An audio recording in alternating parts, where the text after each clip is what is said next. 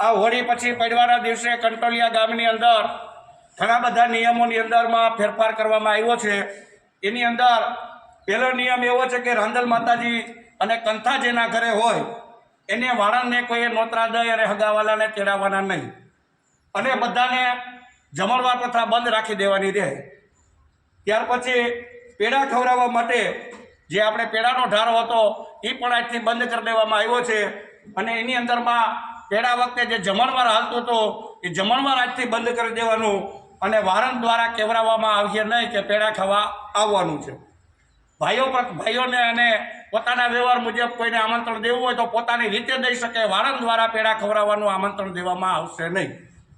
ત્યાર પછી લગ્નની અંદર આપણે જે ડીજે વગાડવાની પ્રથા છે એ આજથી સંપૂર્ણપણે બંધ કરવાની રહેશે। એની અંદરમાં કોઈ પણ પ્રકારનો દંડ કે એવું નહીં, પણ કોઈએ આ ધારા પ્રમાણેનો પૂરેપૂરો અમલ કરી અને કોઈએ ગામની અંદરમાં ડીજે વગાડવાના નથી। એવી જ રીતે લગ્ન અને કોઈ પણ પ્રસંગની અંદરમાં જે ફટાકડા ફોડે, માત્ર લગ્ન જ નહીં, લગ્ન સિવાયના બીજા પણ શુભ પ્રસંગોની અંદરમાં જે ફટાકડા ફોડવામાં આવે એ ફટાકડા પ્રથા આજથી સંપૂર્ણપણે બંધ કરવામાં આવે છે।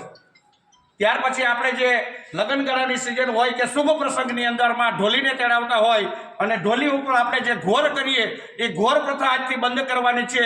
લગ્નની અંદરમાં ઢોલીને જે કંઈ દેવું હોય એ ઘરઘણી પોતાની રીતે ઢોલીને પોતાની શક્તિ મુજબ દઈ દેશે, પણ બજારની અંદરમાં કે કોઈ પણ જગ્યાએ ઢોલ ઉપર પૈસા ઉડાડવાની સખત મનાય છે। ત્યાર પછી કોઈ પણ પ્રસંગની અંદર આપણે જે છાશ પીએ છીએ એ છાશ છે એ પ્લાસ્ટિકના ગ્લાસની અંદરમાં આપવાની મનાઈ ફરમાવવામાં આવે છે।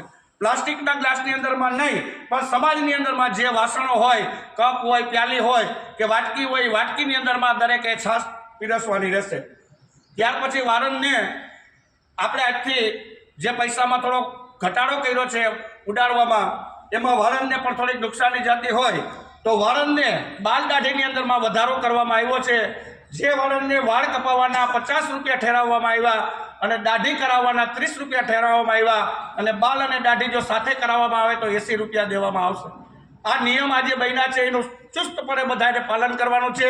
ગામની એકતા ન તૂટે, ગામની અંદરમાં કોઈ ખોટો વિખવાદ ઊભો ના થાય, એટલા માટે દરેક ગ્રામજનોએ આ બધા જ નિયમોનું ચુસ્તપણે પાલન કરવું। બોલો શ્રી દ્વારિકાધીશ કી જય।